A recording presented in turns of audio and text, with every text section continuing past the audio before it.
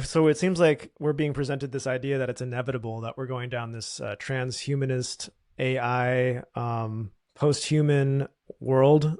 We're going down this conveyor belt towards this future, and I think it's people like you and me are saying, "Look, we don't have to go down this conveyor belt. It's not No, we don't. inevitable." But if we were to stay on this dystopian, tyrannical, globalist conveyor belt, where does that lead? Like a generation from now, if we don't make a change and they usher in the future that these elites want, these Hmm. technocrats, what are we looking at? Yeah, so I would encourage people, if they want to essentially know what's planned in that scenario, to go and read the book written by Eric Schmidt, the former Google CEO I mentioned earlier, and Henry Kissinger, called The Age of AI, Our Human Future. So essentially, there they frame a lot of stuff as warnings. But if you have any idea into who Eric Schmidt and Henry Kissinger are, and what they've done in their careers, they don't really seem very concerned about some of the impacts they claim to be concerned about to me, but that's just me personally. But there are some things they say in there that objectively do consider careful consideration. So one of those is that, AI will, they say, invariably lead to a division of society. Essentially, they don't use this term, but I will use it, into classes of haves and have-nots. But the way they define it is a little different.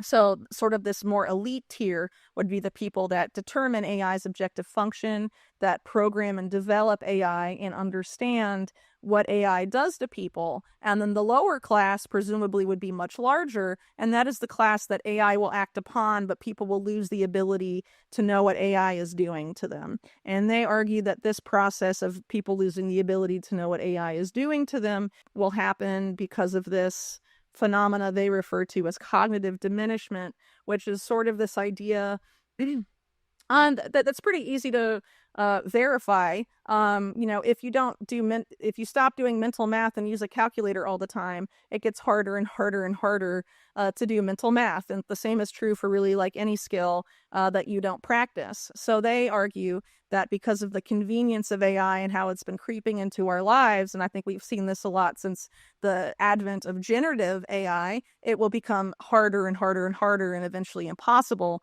for people to do certain things, including make decisions for themselves, because the AI will tell you where to go. It will tell you what music to listen to. It will tell you what clothes to buy. And essentially, that's their vision. People will eventually lose the ability to make those decisions for themselves or even develop their own preferences without the assistance of artificial intelligence. And so, obviously, the way to fight against that is to not outsource all of your decision making and skills to that. And unfortunately, I think during it, as we've seen with the rise of generative AI, people are creating less. People are outsourcing their creativity to AI, have AI make art for me, have AI write things for me. And eventually that leads to a world where in a generation, people don't know how to create art or create music or write without AI. And what does that ultimately mean for humanity? Then essentially we do end up in sort of this helpless state where we become dependent on machines to function. But it only happens if we voluntarily give ourselves over to that type of system and decline to use the abilities granted to us by our consciousness and our souls, and decide to let machines do it for us and have them become the creators and have us just be what?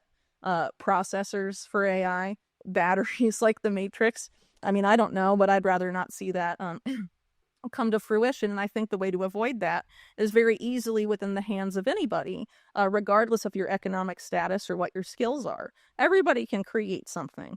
Maybe you whittle things out of wood. Maybe you make music. Maybe you make art, visual art, or other, woven art. I don't know. There's all sorts of things people do. People have always been creating ever since we've existed as a species. And I think if we surrender that, then the post-human future would be an inevitability. And that's essentially what these people are hoping for. And I think it's important for people to fight against that. And I think when people talk about resisting this agenda, this is something that inherently gets left out of that discussion. And I don't think it should be at all. Because again, I don't think people are really reading what a lot of these architects of AI policy are thinking and saying. People are just willingly using it because it's convenient, it's easy, but without really thinking about long-term consequences. And I'm sure people that have been using generative AI, I don't know, in independent media to generate content for your site, has it gotten harder to write those things after using it for a year? Probably. For those people, I would wager. And that type of phenomena is only going to get worse. And what happens when we can't even think for ourselves anymore? Because stopping creating, not being able to write, eventually you're not going to be able to think without the help of this algorithm. And again, as I mentioned earlier, AI is prone to hallucinating, seeing realities that aren't there, and all sorts of things. And how deep could we get dragged into some sort of artificial illusion if we sort of outsource our thinking and our creativity to this type of entity? It's kind of funny because Schmidt and Kissinger argue that these hallucinated realities, AI seeing realities that humans can't observe, mean that the reality must be real because AI is so much more intelligent than us, so that we should believe whatever it sees that's unobservable. And I don't know, maybe that could be true in some instances, but since there's no way to verify, do we really want to shape society around what could be hallucinations of some, human created machine, just because, certain people that are powerful in society have an almost religious like devotion to artificial intelligence? I don't think that makes any sense, personally. It's funny. A lot of these people are like staunch atheists, but they're saying that they're creating a god here. But one thing it's like a muscle. What you're saying is like, if you don't use your muscle, if AI is doing all the lifting for you, you're going to atrophy. And Yeah. I think it's twisted because AI is doing all this creative stuff. It's making the paintings, the music, the art. Uh-huh. And here I am doing dishes. And I'm like, why isn't the AI doing the dishes? Why is it doing all the stuff I want Yep. to do? As I'm an artist and a video creator. And one of the most common questions people ask me is, aren't you worried that AI is going to be able to do what you do really soon? And I am a little concerned. And for me, the work behind the art adds a lot of value to it. So like when I see a movie Absolutely. that took years to make, and like Lord of the Rings, where they went to such great effort to make that movie, and Uh-huh. it took Tolkien 10 years to write the book. There's tremendous meaning there for me. And I asked somebody, I was like, if Lord of the Rings was made in 2 seconds with AI, would that change the meaning for you? And there were some people, I'm surprised, some people are like, no, I just want the product. I just want the final product. I don't care about the Yeah, a backstory. lot of people are like that, but I think those people may just already not really be already have the atrophy of creativity that I just sort of mentioned. But ultimately, when you engage in a creative act, what are you filling up or fulfilling, or what muscle, as you put it, are you using? I would argue it's your soul, right? If you just have AI make it, the person that's making it doesn't get the same type of feeling they get if they actually like engaged in the act of making art themselves or with another human.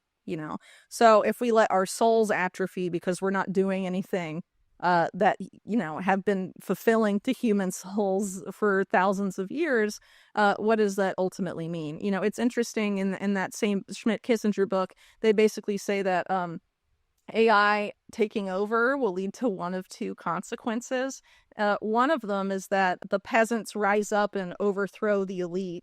That's one scenario, and probably not the scenario that Schmidt and Kissinger want. And then the second scenario is that AI spawns the creation of a new religion. So out of those two allegedly inevitable scenarios per those people, obviously I think it's quite clear, if you're familiar with the backgrounds of Schmidt and Kissinger, the outcome they want is that it creates a new religion. So we atrophy our souls and creativity and that spark that makes us human, and outsource it to AI, and then it becomes a new religion. I mean, it's pretty crazy. It makes me think of the Greek myth of Narcissus, where he falls in love with his falls in love with his reflection. You know, that would definitely be a way that gets us to that post-human future, and it's something I think people should resist, because there's something important about humanity. There's obviously a reason that there's sort of this push to sort of snuff that out. And I think ultimately it leads to a world where humans are just easily controlled and essentially either harvested for data, harvested for energy, harvested for something, and not creators anymore. And it's up to anybody if they choose what path they choose to go down, whether they're going to go down the path of someone who creates and can manifest, and who can, actively do things and actively make decisions and have preferences and do these things that ultimately are part of what defines humans, right? Or if they're going to go down the path of, I'm going to be lazy essentially and let these machines do everything for me. But then you become either not necessarily even part of the machine. You end up, instead of the machine serving you, you end up serving the machine. And I think that's how we get to digital slavery quite fast if too many people take that path. So I think there's a lot of things people can do to, resist these agendas. But I think that is a very easy and important, very important thing for people to do and consider. Yeah, I like the dichotomy of what you said, where there's going to be the people that control AI, and then there's the people that are controlled by AI. And Mm-hmm. like, what is your approach to AI? Are you like, let's reject it all and live in a cabin in the woods, or are you like, we need to get ahead of this thing? Like, what's your philosophy? Well, I have how I live personally. I personally don't use it at all, but I have a great assistant that helps run my website, and a huge part of my business, who's an amazing person, and she finds it very useful for certain tasks. And I'm certainly not going to judge someone for using artificial intelligence, but I think again it's that slippery slope thing. How far down the if you don't use it, you lose it thing do you want to go? And obviously I think there's ways to interact with AI where you're not really at risk of necessarily succumbing to that. But I think there are use cases where people may be. And it really ultimately depends into how connected you are, into how suggestible you are as it relates to your, your devices and your apps and things like that. So, I'm not really in the business of judging people or telling them how to live their lives. But, me personally, I just don't really have a place for it. I never plan to use it in my writing or for my research. As I mentioned much earlier in this podcast, I sort of started off doing, like farm stuff. I like being outside and like not necessarily always in front of a screen. Obviously, like doing a lot of writing and work over the past few years, I've been like on screens a lot more than I definitely was in prior phases of my life. And I think at some point I'd, like to get back to that. And I can't really think of anything personally in my life where I find AI very useful, but I know that's not the case for everyone, because not everyone has the lifestyle or career or preferences that I do, But I think, again, it's people need to have red lines about this type of stuff and just be aware of the risks. And if there's skills you have that are important to you, do your best to, maintain them.